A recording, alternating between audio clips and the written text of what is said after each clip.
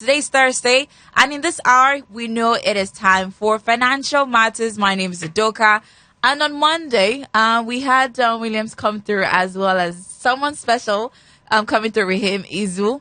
Of course, Williams shared the good news with us, or I don't know where you place it. But anyway, Izu is in the building here with me as well as Essay. And this is right now, it's time for Financial Matters. Good morning. Good morning. You look really smashing today. Thank you so much. Thank you very, very much, Izu. It's good to see you again. And so we know that we're having a bit of a change with regards to Financial Matters. Normally at this time, we'll be hearing William's voice. But now we have Izu in the building. Yeah. Well, I guess change is the most constant thing, like they say. I've sat behind next to Williams for a while, and I've learned quite a lot. So it's the same show, just should you say Pro Max? Okay, that's a good way to put it. Pro Max. If you're a writer, you write kind of books you want to read. If you're a singer, you sing kind of songs you love to listen to. So it's a bit financial matters, but a bit more around management and business, because that's my core. I have 3 masters. I'm doing my PhD, all in business, and I spent over 10 years basically building startups and corporate restructuring. So it's going to tilt a lot more towards management, everyday case studies, because I'm behind at least 100 brands, whether it's Rough and Tumble, iFitness, all these brands. Yeah. So just sharing my own practical on the field case studies, and have an amazing co-host here as well. Welcome, Essay.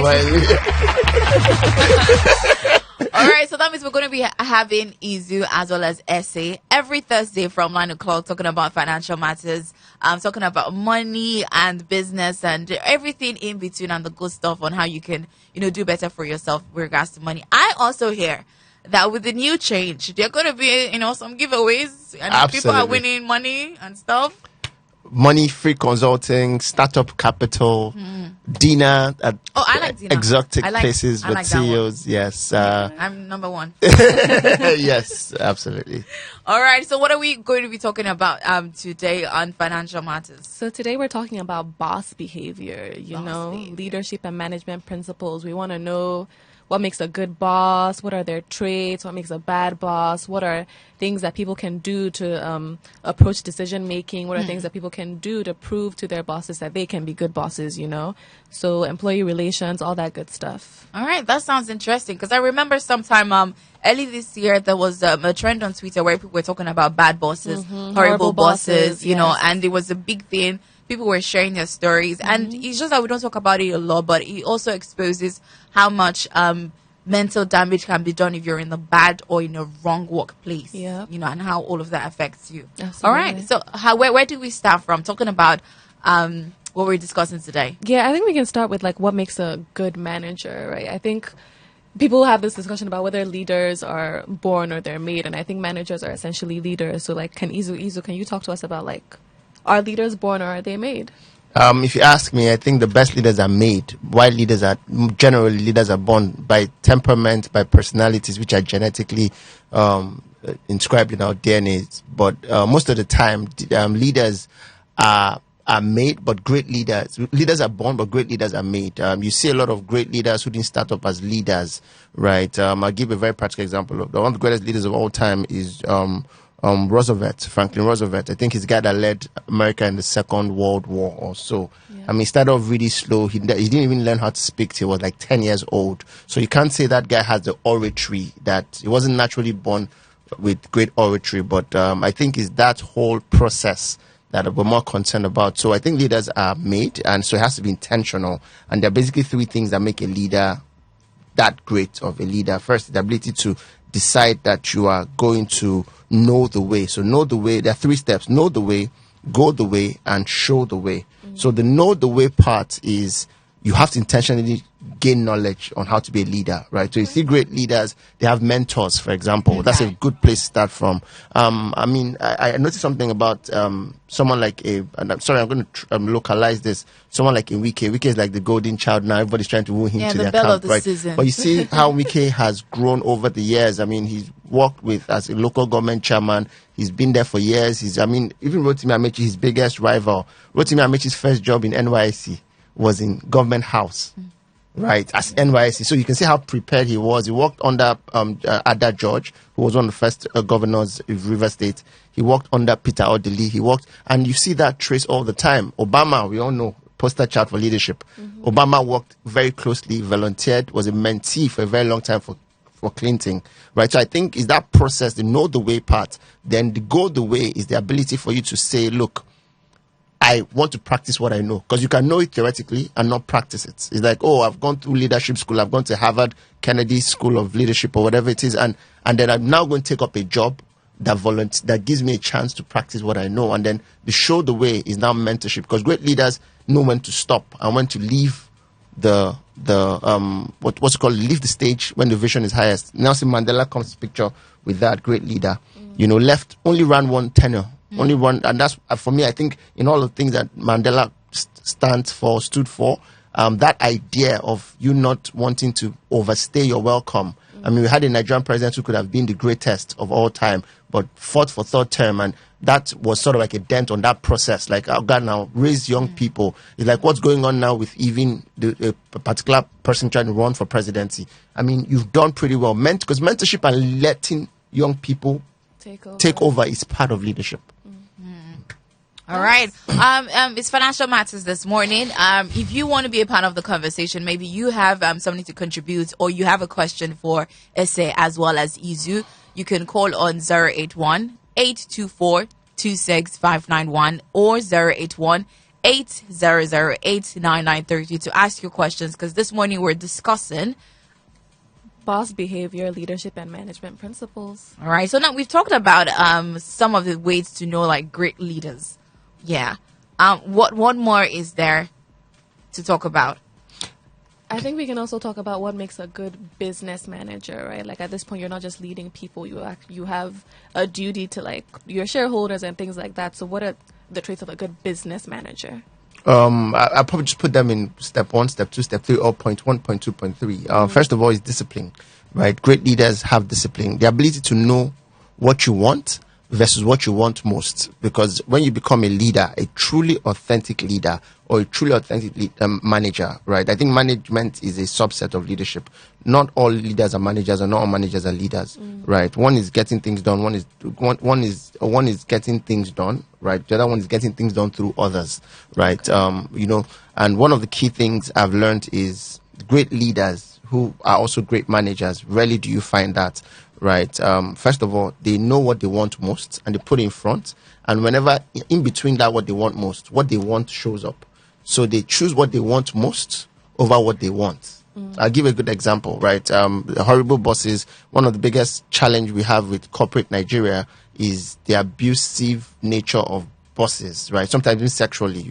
A few years ago, there was a Me Too movement globally about people, and people don't realize that power intoxicates. Yeah. Part of that, you being a leader also creates a magnet for vulnerable people, and then they come and you take advantage of them. So let me give the most practical example of this is this whole boy girl type of thing that happens in corporate Nigeria. You're a great leader, you want to take your company to a great place. That's what you want most. But in between, what you want is some person who's throwing a pass at you.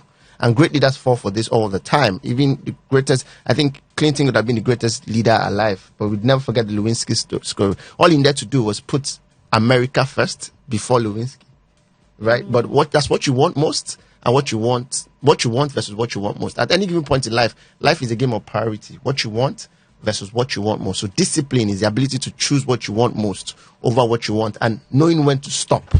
Like the ability to know when to stop on your own, right? Of course, another one, I think, storytelling and oratory. Great leaders have got to learn to communicate. Yeah. I think this particular disposition, and I don't want to make this political, one of the greatest challenge I think I have with this current government is not the ability not to communicate. I mean, your president can go for a whole year and not talk to you as a citizen, right? And that's just really poor in itself. Great leaders are great communicators. Even if you look at the business world, I mean, one of the greatest 20th century leader would be Steve Jobs. Steve Jobs is a great communicator. He painted the picture so vividly well. We all believed in it, which is today's Apple. The side effect of that, or the real effect of that, is 1 billion iPhones, right. With people currently being used. And I think that's powerful in itself. I guess you have a few others case studies. So for me, storytelling, oratory, discipline. It's the ability for you to have vision and paint big pictures of those visions as well. Okay. I think talking about vision, let's talk about like entrepreneurial managers. When you have a vision, obviously you need like to get employee buy-in so that they also take ownership of that vision, and so that you're managing people who want this thing as badly as you do. They want to go to the places that you want to do. They want to operate at the level that you want to operate at. So like, how do you imbibe your vision and get your employees buy-in? Okay, I think you can institutionalize visions by first of all defining your ethos. It's not just for fancy or part of your furniture for you to put your vision and mission statement on the wall, right? That's part of the process, right? Let people see it. Like I like to say, you can't feature in the future, you can't picture, right?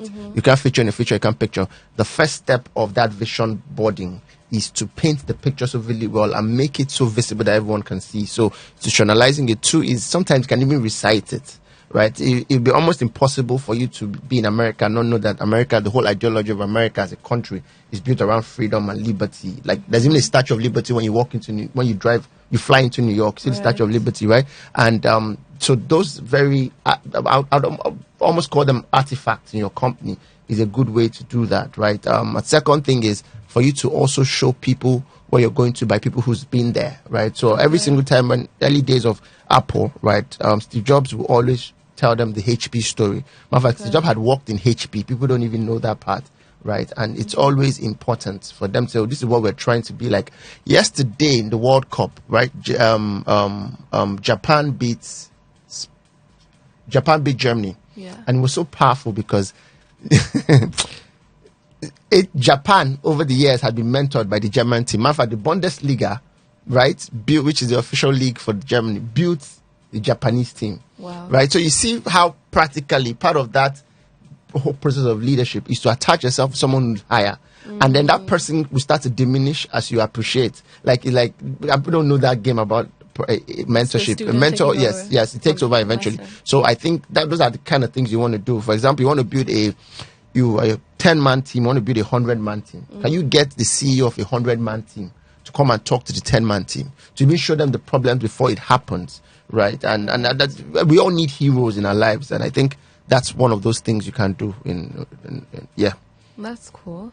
I think going back to like what we've said about horrible bosses, I think our society's culture like plays such a big part in impacting who we are as people and therefore who we are as bosses and who we are as managers. So like how do you think society impacts that? Like what do you think in Nigeria, the way we move, the way we talk to each other, how does that sort of play into the way we treat how managers treat their employees? I remember one of my masters we talked about, there's a course we did, it was called comparative management. It was a course I never forget because it was quite an interesting course where they compare management styles of different countries and how it affects how the product they even produce. For example, Germany.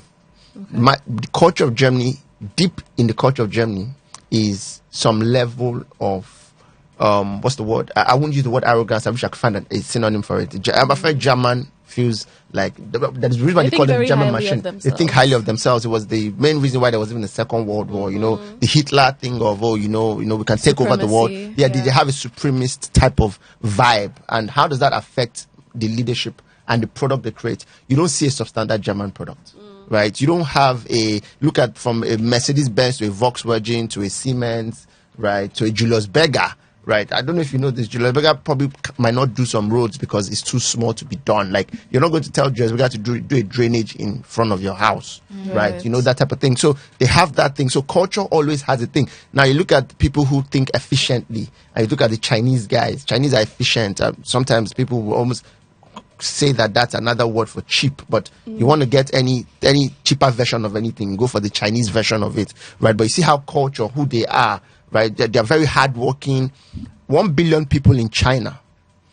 A lot of Nigerians or globally can't name 3 entertainers from China. And I like to say that because Nigeria is just 220 million, and anybody in the world can name at least an entertainer from Nigeria or a footballer from Nigeria. We don't know entertainers from China, so you can see that their culture doesn't also design, and you don't think of the best entertainers from China, right? Americans, and so culture back to Nigeria and the conversation around Nigeria. Our culture in this country talks down on people, right? And people don't know when that culture comes into corporate Nigeria. So you hear things like, I'm not your mate, even in corporate Nigeria, right? I'm not your mate. You see people who were hired to do something in a company and they are carrying bags for somebody else, right? There's too much sycophancy because the culture of Nigeria is actually, I'm sorry to say, it's actually sort of like that type of thing. I mean, on average, especially with now, it's now worse because tribes, they now have culture with different tribes, right? The truth about it is hard for you to be able to stand up for your right with somebody you just double-led for. Right. It's actually just harder. I mean, it's possible, but it's just harder, right? If I've said good morning, sir, right, it's now harder to say good morning, excuse me, sir, but you're wrong. But people still do that regardless and say in the best possible way. Our culture also crab in the bucket mentality. If I can't have it, nobody else can. You know, some people have fears that are not even valid, but culture has brought it in. Some people cover their work in corporate Nigeria not to show other people and teach other people because by culture they have been raised in their culture to cover their work, whether in school or even sometimes in your village, so that they don't kill you. I mean, you know, people that jackpot and you call them and say, "Oh, you just jackpot." He said, "Yes."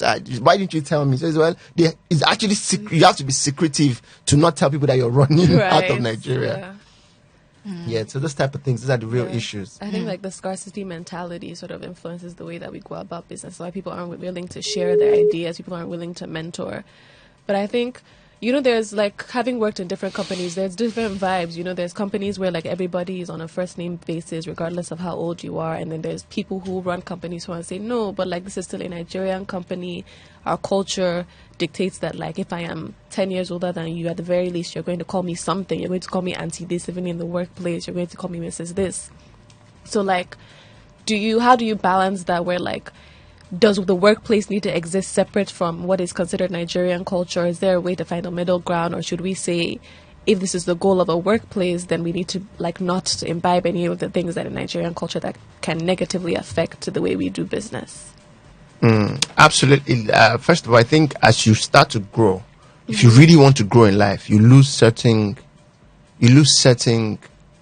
or like call it now, you lose certain rights, like certain rights to say that's how I am. Great people don't say that's how I am, right? Oh, in our family we talk too much, or in our family, or is our culture. Like one of the things you've got to learn to do is unlearn some things you're used to. So this whole auntie in the office, uncle in the office, if you ask me, it might have its pros, but it has more cons than pros. So some of those, if you want to build a great company, you have to unlearn those processes, right?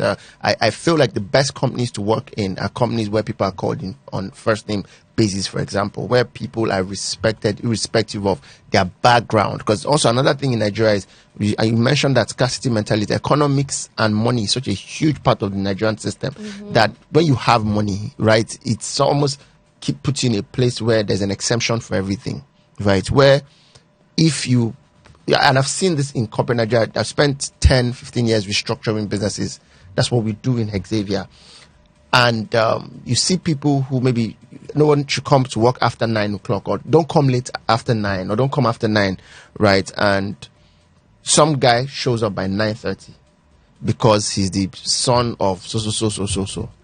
Right? And once again, culture type of, and it's not in an African culture is Ubuntu. Our culture is built on Ubuntu, so it's a communal. So it's my guy, it's relationship, you know. So I feel like people have to eliminate some things, right? People have to, the more diverse your workforce, the better for your culture and even the type of product you want to create in that business, because every business is designed to create product that give value and make profit, right? And one thing that would kill any strategy, and I've heard people say this all the time, and it's true, culture will kill any strategy.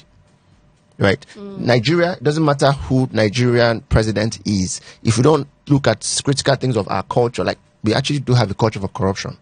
Like that culture for corruption will kill any strategy. Right. Once you have money in your pockets, right, you can follow one way. Right. You can follow one way knowing that they will catch you and you will not. There's a matter of fact, I was cracking a joke, there's a particular amount of money you have in this country, right? You have no business with jail. You have no business with jail, and it's really bad. Matter of fact, if they jail you, you will not go to jail. Right. So in fact, the person trying to jail you probably will get into trouble, honestly. Right. So it's business, it's not politics, and it's important that anyone who's listening now, maybe want to share experiences where if you're here, if you're listening to us and you want to call in and share your experience you've had of a good boss or even a bad boss, you can do that, right? All right. Remember, this is Financial Matters. Just like Izu said, if you want to call in and, of course, maybe ask a question or two or share experience with regards to what we're discussing on boss behavior, you can call on 081 824 26591 or 081 800 89933. You can also send a text message or a WhatsApp message to 081 800 89933 to let us know what you think about what we're discussing today, as well as share your experience. Easy. We've been talking about, a lot about like how culture influences people's management styles and the way businesses run, especially in Nigeria. I'm curious for entrepreneurial managers, people who are starting their own business, and even maybe for people entering a company with an established culture. How do you go about creating a healthy culture in a work environment? How do you build something from the ground up where this is a place where people are going to come and work? This is a place where people are going to want to stay and work. Okay, so first is a culture of ownership. Used as the MD of the company, and there's no theory in this. I started my business at 22, and I've been running a business ever since. One of those few people I've seen this practically, and then I ventured into consulting, and I can tell you over 100 companies, I can tell you the ones with good cultures and the ones with bad cultures. The first thing I figured out is good culture. Companies with good cultures have a lot of ownership. Okay. So once you start your business with that self-employed mentality of sole entrepreneurism, I'm the boss, right? If you use a lot of I, okay, you'll be shortchanging yourself. It's not I, it's we. Mm-hmm. Or right? Oh, what do we think, for example? Or what do you guys think too? Mm-hmm. So one is a lot of we as against I, right? That's important. And two is a lot of group think. Okay. Right. Keep an open office policy where people are not afraid to speak up. And when they speak up, nobody's victimizing them for speaking up. Right. What that does beyond even getting feedback is that it creates a culture of innovation, because innovation will always come from external system. Right. Three is a culture that supports work-life balance. Right. So a lot of Nigerian companies, people burn out without people knowing that they're burning out, because first of all, people think Nigerians do 9 to 5. Nobody does 9 to 5 in Nigeria, because most people leave their house by 5:30, 6 a.m. And then they get home by 10. That itself is toxic, right? Spending 3 hours in traffic is toxic. Do people really spend 3 hours in traffic, right? So being able to say, look, you know what?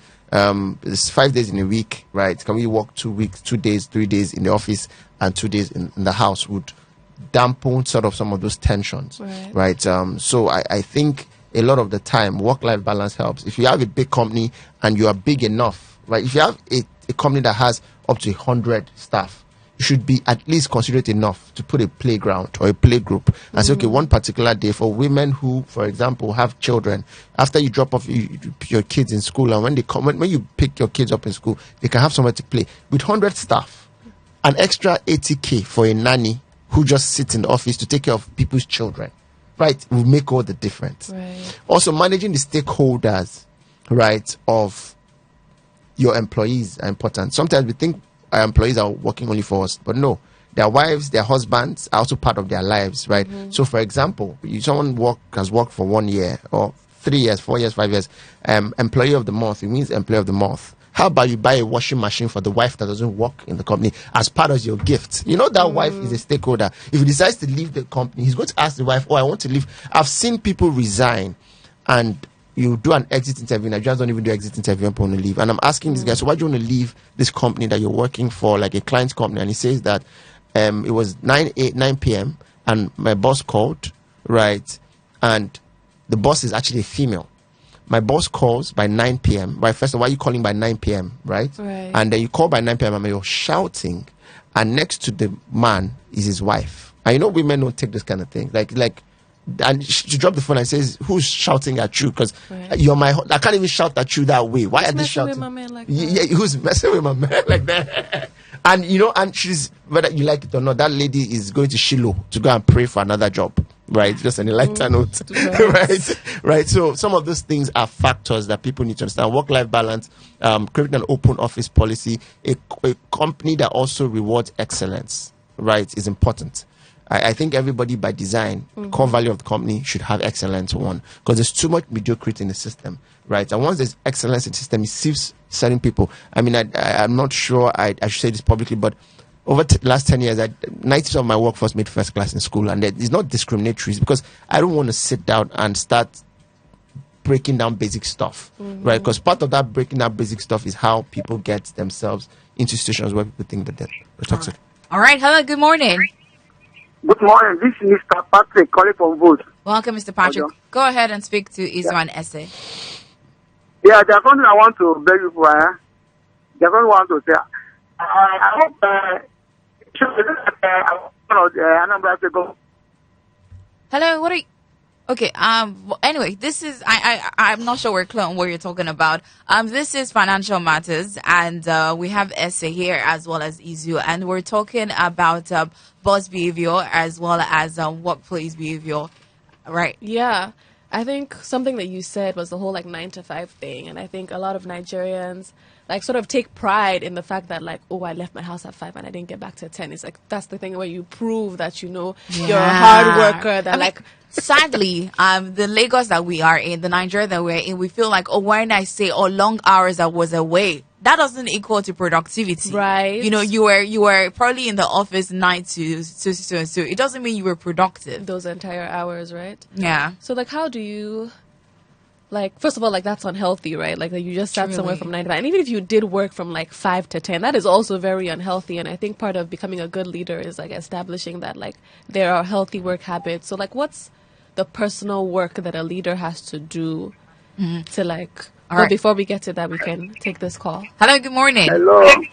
Hello, I'll come again. That's Mr. Patrick. What I want is this, yeah? Can you be invited to your station so that we can ask him questions? We Anambra people want to ask him some questions. Who are you talking about, please? We are talking about our governor Soludo. Okay. He said that he's in Lagos now. I think yes. All right. Okay. I guess we'll work on that. But right now, what we're talking about we're talking about financial matters. All right. So I guess we could talk about that maybe during the hot topic. Right. So yeah, we're talking about the personal work that a boss needs to do, or a manager, someone who's aspiring to be a manager needs to do to be good at that. What do you need to do in your personal life? If you ask me, I think every manager, every leader, whatever we decide to call it in this case, first thing first has got to understand that their first role, right, is talent management and mentorship, right? So when you're a talent manager, you're not just concerned about the person. You're concerned about let's look at football, a coach, right? A great coach is the one that cares about the players on pitch and off pitch conversation, right? So for example, and I'm throwing this to anybody who's a CEO here, right? Do you know your if I run and pick up 5 staff that work with you, do you know where they live?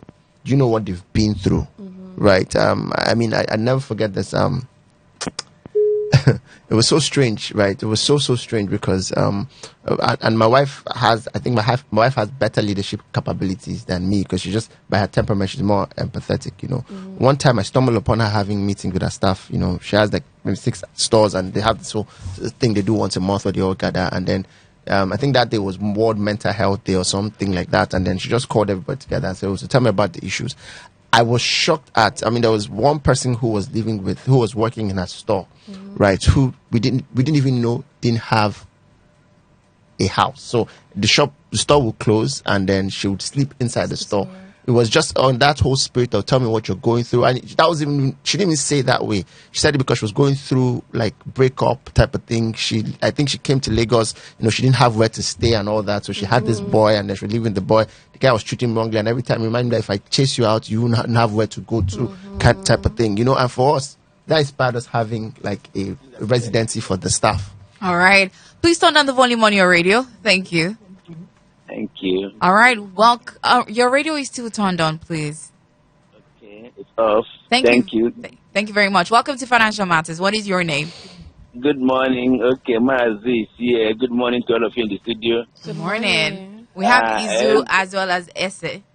Okay, Izu and Ese. Yes. You see, what you're saying is very, very important. I have the opportunity to have worked with different companies and with their bosses as an auditor, what our work involves. But, my brother, particularly my people from all this my job business, I'm not abusing them, but it's true. The mentality of it's my company, I can do what I want, kills their companies. Secondly, most of them don't regard their bosses, their staff as human beings. They are only sort of instruments. I went to work for somebody. If I went to discuss with him somewhere in Alaba, the way he was talking to the staff made me to shout on him. I really did. I said, why are you doing this? Aren't these people human beings? Do you know what they will become tomorrow if you do like this? Sometimes they talk down on the staff as if they were not human beings, and that demoralizes, their effort in the company. That makes people not to see the company as their own and begin to wonder if they have anything, any benefit in this company. Again, some people think that they are doing you a favor by paying your salary. That idea, I'm paying you salary, is also what affects many companies. Yes, you are paying him salary and you are paying him for what he's done, for work he has done. If he's not doing the work, sack him. If you do the work, pay him, and don't insult him because you are paying him salary. No, you never know what he will become tomorrow. Don't talk anybody down because you are the boss today. Tomorrow, this may change. Honestly, it may change. People should change their attitude when they are bosses, please. Thank you very much. All right. Thank you very much, Mazi, for that. I think this pretty much ties up to the question that Esther just asked you about the personal work that as a boss you need to do and work on yourself. I think secondly, Nigerians don't know this, but a lot of Nigerians need therapy. Yeah, before you go to that, you're also telling us about what happened with your wife's business and this lady that was going through. Yeah, I mean, I was done with it because that feedback, the fact that she could ask, oh, what are you guys going through? Tell us about your mental challenges or what the things that is bothering you. I talk about relationship and ends up as, oh, I've left him, but I don't have what's there and I don't mind. Matter of fact, I'm staying in the office. I'm sleeping in the shop. Made us say, oh, wait a second. At 5 stores, we can have a central place where production is done, and then we can have a bigger space so that people that have this kind of issues can live there. Yeah. So now there's a quarters for the staff, right? So, and that's one more factor. That's a factor. First of all, it makes the people more committed, but more importantly, it makes them know that you care. People don't care about how much you know, so they know about how much you care. Good. Hello, good morning. Yeah, good morning. Welcome. What is your name? Emeka is my name. All right, welcome, Emeka. Welcome to Financial Matters with Izu as well as Essie. Go ahead. Good. On this issue of entrepreneurship, being a boss and not being a boss, I think everything needs to be balanced. As a boss, it's not even easy to be a boss because you should be a servant boss. Yeah. You must also understand, like the last caller just made the point, you must also understand that those working with you are humans. You must take time to find out about their problems too. Even though sometimes some of them take this for granted. Some of them don't really know where to draw the line. When you are so familiar with some of your workers, some tend to take it for granted. So, but ultimately, I think everybody should treat one another respectfully. Even if you are paying people salary, you are not dashing them the money. They worked. You are paying them for the services that they rendered. And if you feel that they are dispensable, if you feel that you can do without it, then you fire them if they are not doing their job and get other people. But do not think you are doing them a favor by paying them their salary. It's their right. It's their wage. Nobody should sit on it. So ultimately, everybody should be properly treated. You as a boss, you should also know where to draw the line. Sometimes some of the workers, they don't really appreciate it. If they are too familiar, they take you for granted sometimes. So it's good to be balanced in everything we do. All right. Thank you very much, Emeka. Yeah, I think Emeka made some solid points in striking a balance. I think, at least for Gen Z kids, we're not very, I think bosses like to do this, we're a family. I think it's like, no, I have a family. I came here to work and get paid. And I think it is you do want a situation where I can tell my boss that I'm homeless right now, and your boss is willing to create an environment where you can at least have somewhere to lay your head at night. That's important without it feeling like I'm being blackmailed into working extra hours because we're a family and we have to, at the end of the day, it's your vision, right? And I've bought into it, but there has to, in essence, it has to be a balance. And I also think in regards to this whole thing of like bosses talking down on people, I think if your employees have to do like a vibe check every time you walk in, like the first person who sees you, everybody's texting in the group chat, like, how is she feeling today? How is he feeling today? Like, is like, does he seem angry? Because like, a case of like, if they know that if the boss is in a bad mood, then everybody is going to have to be in a bad mood in 2-3 minutes because everybody's about to get cursed out, right? So I think like, it's doing personal work as a boss to know that like just because you're having a bad day doesn't mean everybody who works for you should be having a bad day, right? But Izu, I think we can. But now we're talking about like bosses' relations to their employees. I want to talk about from the employee's perspective, like what are things that people should look for in a good boss? Like what are, like when you go for a job interview, like what are traits that you can start pinpointing to see like, oh, working for this person is going to be a bit of a hassle, or you know, actually like this person seems like they have good vibes, like I would like to work here. What are questions people can ask in the interview stage to their people who are technically interviewing them to get a sense of like whether or not this person is a good manager? Okay, so sadly, confronting the brutal fact, because of the unemployment rate in this country, most people are not in position to choose where they work, right? Because they just want any job, you know. Most people, what you call job is called JOB. I like to say it's an acronym for just overbroke. People are just overbroke. Sadly. Hello, good morning. Hi, good morning. Welcome to Financial Matters. Thank you. My name is Onyemechi. I'm All right. calling from Ikorodu. Welcome, Onyemechi. Go ahead and speak to Izu and Essay. Thank you. Please, I want to give as example the one that I know very well in my side here. There is one company.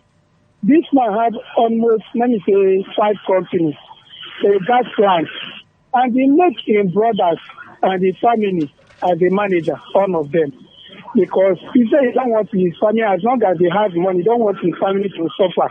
He wants them to benefit from where he himself is getting. They don't want them to go another place and suffer for another people.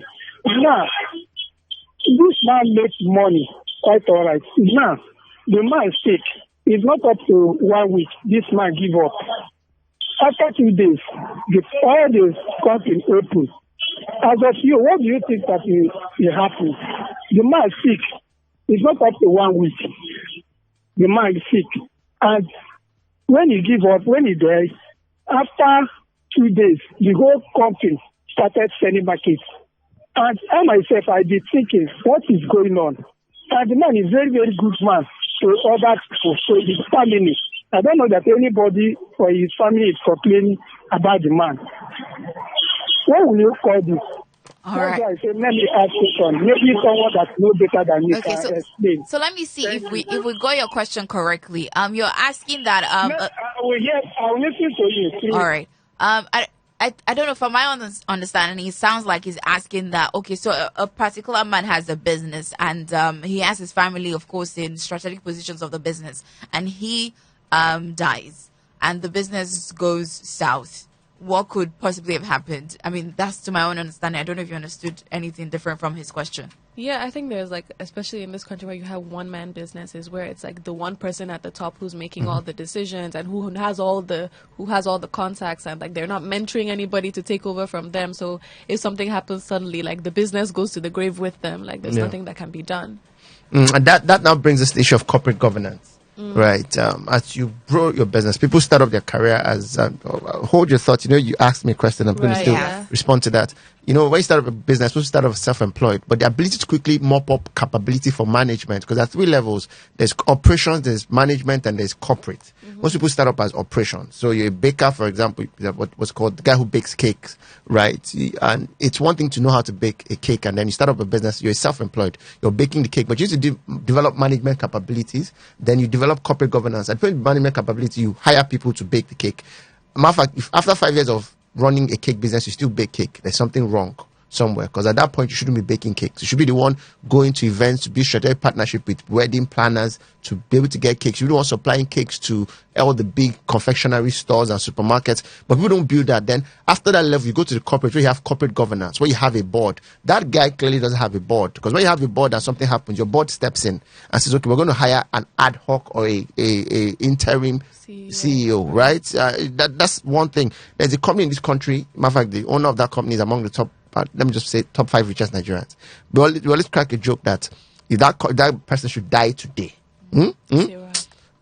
the people that have the official cars to his company will not bring it back, because the person that he runs this, and this is like a company that has like about 3,000 staff. He runs it like his own, like from his, he runs it from his parlor.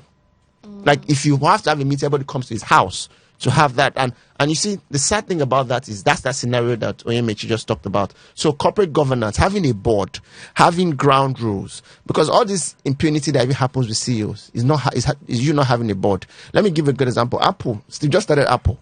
When he became overbearing, they kicked him out, even though he was his company. And that created the Apple that became, of course, I know they brought him back later because of his superpower, but he had learned his lessons from that years of. So I think that's a key variable. Look, something just hit me in the spirit of giveaway, right? If you're listening to this right now and you have a great boss, because it's not act like everybody has a bad boss, right? Please send your number, right? Or number of your boss. Nominate your boss. I'm ready to give him a dinner ticket to Eco Hotel. Right, spoil him, because we need to also give shout out to people who are doing well in this country, right? So I'm going to call this hashtag nominate a boss, right? You nominate your boss. It's almost the end of the year. I'm doing corporate restructuring retreat for a lot of companies. You can nominate another thing is, if you think you don't have a great workplace, also send a message. I'll be willing to come in at no cost to talk to your boss and your team, because people need to run better businesses, because it's not just business, it affects family. You see, the type of business people run, right, has a direct correlation with the type of families we are raising. Right? I give a very practical example. You see people that work in oil and gas multinationals, you see the kids that they raise is different from the kids that people that work in Nigerian police force raise. I'm sorry to use as an example. There was a research we did one time about armed robbery. You know where Anini grew up? You know where Shinarambu grew up? There was a direct correlation with something that people never thought about. You know when your father comes back home every day and pulls out money from the pocket all ruffled up from corruption, from extorting people on the road, you know it has an impact on how the children think life should be lived. Those children also go out and extort people in their schools because their father extorts people. So if you create organized companies, organized people would find organized women outside attractive, or vice versa. They would marry organized people. They would give birth to organized children. And you have a more organized society. It's deeper than this thing we're talking about, management and leadership, deeper than Naira and Kobo. It's about creating a new society, right? Look at what's happening with Japan. Even from the Qatar World Cup, they've done it for 3 World Cups straight. At the end of every match, they stay back to clean the whole stadium. Yeah, I saw that. That is wild. I mean, Qatar spent 200 billion. Like the highest anybody has spent on the World Cup is $15 billion. They spent 200 billion. They went overboard. They don't need cleaners, but cultural. These guys stay back to clean. And Japanese people are very respectful. Do you see the quality of the product those guys create? They're not anybody's mate, right? So I'm ready. I'm dedicating the next one month to do corporate restructuring for businesses, starting from the boss, because a lot of bosses need therapy. We don't know. Only when people run mad in this country, you say people need therapy. Most people walking around have mental health issues, right? Because you have, like you said, you're in a bad mood. Everybody around you, therefore, should have in that bad situation. All right. So going back to the question you asked about as an employee. Yeah, what are things that you can ask, or what are things that you can look for, whether in the interview phase, or maybe if you're they're doing a trial situation and then you or them can decide whether you're staying on afterwards. What are things you can look for or ask?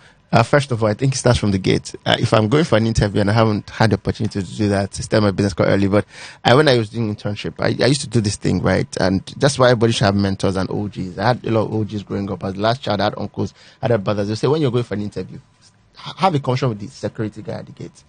Security guy tells you about the boss, right? When you say, "Oga, how far now? How things now? Oga, you dey shine, no? I bless you. Go give me money when I dey come out." And the guy says something like, "Oh, which money?" They never pay us for 3 months. That's a bad sign. You're about to get a job in a company that they've not paid the security guy for 3 months. You know how bad it is to hold. How much is the security man's salary, right? So I think 1, 2 is genuinely when they say, "Do you have any question for us during the interview?" Please ask a question. Say, "Oh, please, I want to understand what your plans for the people who work for you beyond salary." Let them say, "Oh, okay, we think about, we have this," or just ask those type of questions. 3, everybody is open now because of social media. Check up your boss. Check up your boss on Twitter, on Facebook, on Instagram, right? Do that, right? Ask I do this for employees. If I want to hire you, I'm going to ask you to give me a number of your former employer so I can check up and see how. Yeah. And I think that if you want to work in a place, take out time to find out somebody who's worked there before. If you go on LinkedIn, you can know someone who's worked in the company before. Put a call across. Say, oh, sorry, I know you don't know me from anywhere. I've just got a job in this place. Please, I need you to advise me on how the work culture is there. Right. I think that sort of also help. People need to not sell themselves lesser than they really are, right? And I think that's a major part of the conversation. Right. Yeah, your job takes up like so much of your life. Like you are there most of the week, you're there most hours of the day. These are people that you spend so much time with them that they start to call you family. Like, like it makes sense that you should be picky. You're picky with who you choose to marry and spend the rest of your life with. You should be picky with the people you're going to be spending most of your days with, right? So talk about like a bit about like the weight that a manager holds as like the ultimate shot caller. Like what happens when you want to make a decision and your employees are like, oh, we think this, and you're like, I don't know. Like if like you have your employees sitting on like you want to hire a new person and they're like, oh, we've got this person's vibe, we think they're fit, and then something isn't like quite meshing. Like what do you do in that kind of situation? How do you choose who to hire? How do you choose who to fire? Like how do you carry that weight? So as all social beings, and as social beings that humans are, we've got to learn to play politics. Right. Politics is something that every human being has got to, whether you like it or not. If matter of fact if you say you don't care, you get governed by people that care, and they don't have any plans for you, right? So I've learned something. I've learned to lobby, right? So if I think that because here's another thing, we put too much pressure on democratic leaders as good leaders. The truth about it, there's actually a place for autocratic leadership, especially in times where you need to make tough decisions. Let me tell you the truth. The biggest disruptions we owe to the world comes from autocratic leaders. So as much as we've talked about every leader trying to be nice, there's a place for a assertive autocratic leadership. I'll give a practical example. There was a place for Donald Trump. There's a place for Elon Musk. There's a place for Kanye. Not at their extreme ends. Right? You need people who sometimes, I heard Steve Jobs say something years ago. It says you can't build a great product by groupthink. Right? You know the new iPhone 14 doesn't come with a charger, right? Yeah. It doesn't come with a charger I heard by they're design. being sued for that. Aren't they not being sued? Well, they've done that for iPhone 13 and once again, but they have a reason why. I think they should explain to people. First of all, they assume that most people, and they have data, that if there are 100 million people who buy iPhone 14, 80 million of them already had an iPhone 13, so they had a charger and they had an earphone. Two is they said that the major part of the cost is on shipping. And when you put a charger and a cable, increases the weight of the shipping. You know the guys that took out booklets from phones. You know before phones come with manuals. Yeah. So they've always been this bullish type of take out things and not ask people what they think. And later every phone doesn't come with a booklet. So we owe to the world great disruptions. People who can say, look, you know what? Because sometimes what do you think? It's the problem with democracy in Nigeria or in Africa. I don't know if anybody knows this. Most African countries have not succeeded with democracy. Democracy hasn't worked in Africa. And that's because what you think is a game of the quality of the people you're asking what you think, right? If I go to a bunch of people who are broke and I say, do you want education or do you want food? The answer is going to be different from people so it's a mentality sometimes. So that's just what I'm driving at. I think everybody should be a bit of both, but more of a democratic level. The point where you need to be autocratic, don't even do it like a boss would do it. So sometimes I have my views and I'm sure that these views key. Like when we're making decisions on whether we should have be a part of this show and have this show, right? I know if I'd asked other people, would you do that or should we put the money on maybe social media? People that said, let's put the money on social media. But here's the truth about it. I would rather talk to certain strategy people in the company outside before the general conversation. It's called lobbying, right? Presidents do that. You want to take something to the Senate in the morning, the night before the Senate, you go to the key. Because everybody in a group have gang leaders. Right. If you have those gang leaders on your side, right, it softens the negotiation. And it's part of leadership. Especially when you are sure that you have a very strong, conviction that what you're doing is right and is morally great. Right. So I think that that's something people should learn to do. Right. And two, is something sometimes you put things to vote. And as a leader, you have to be able to accept defeats. When you put it to vote and you lose, right, you go ahead and let other people have their way and say, look, I wanted the best for you guys, but if it goes wrong, I tried. Go ahead with your way. And I think it's a very strategic thing to do. Yeah, I think that makes sense. Like, I think there are definitely leaders who've been able to manage it. Like Thomas Sankara in Burkina Faso was a military dictator, but his whole thing was like educating people and redistributing land, and while also saying like, you're going to do it the way I want because I know that my ideas are going to work and you all are sycophants and I'm going to change you while I change this country, right? So I think that sort of brings us to the end of this episode of Financial and Business Matters, talking about boss behavior and all the things that make good bosses and culture and all of those things. So thank you all for tuning in.